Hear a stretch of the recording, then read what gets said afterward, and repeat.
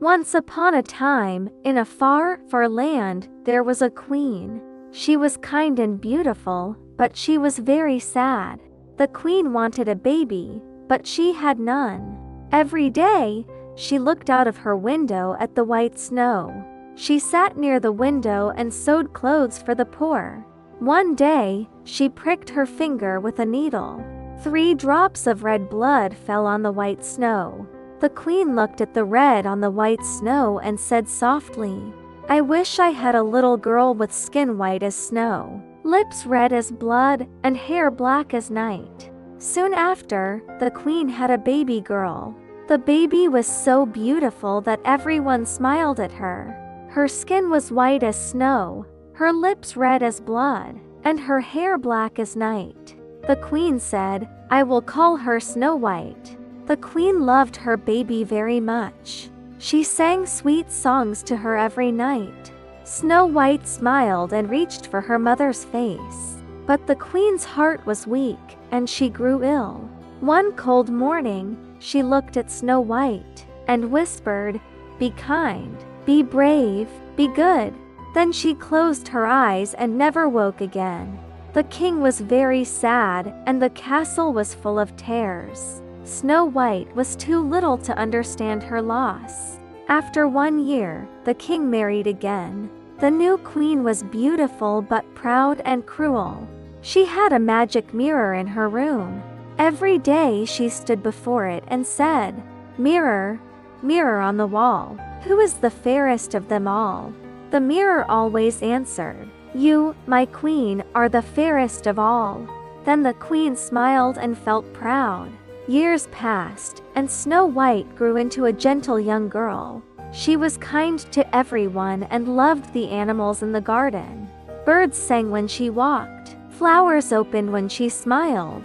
Everyone in the castle loved Snow White, but the queen became jealous of her stepdaughter. One day, the queen stood before her mirror again. She asked, "Mirror, mirror on the wall, who is the fairest of them all?"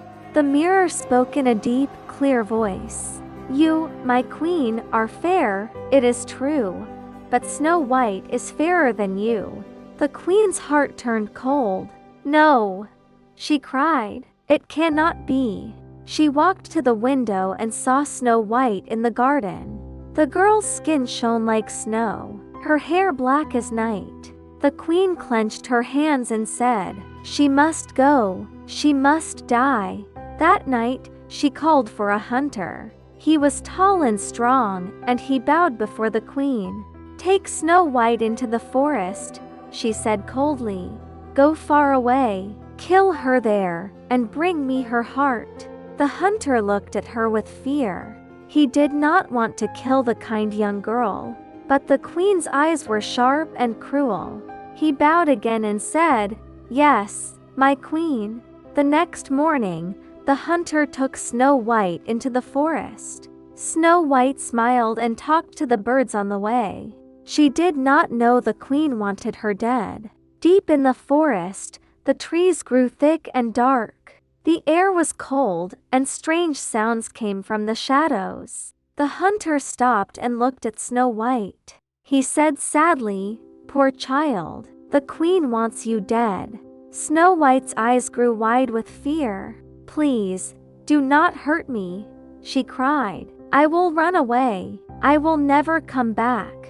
The hunter felt sorry for her. "Run, little one," he said. "Run far, far away." Snow White ran into the dark forest.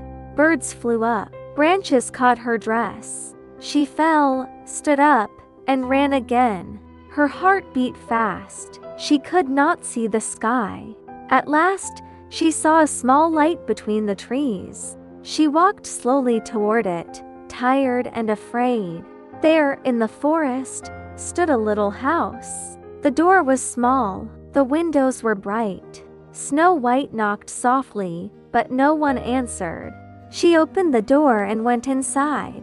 Everything was tiny, little chairs, little cups, little beds. She counted them. There were 7.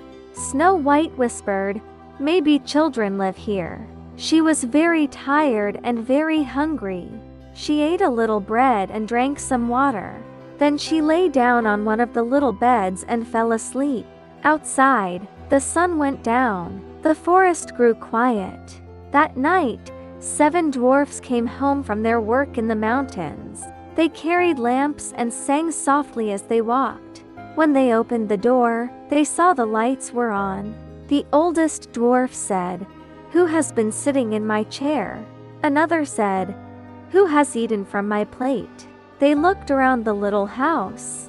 Then they saw Snow White sleeping on one of their beds. "What a beautiful girl," they whispered. They stood and watched her in silence.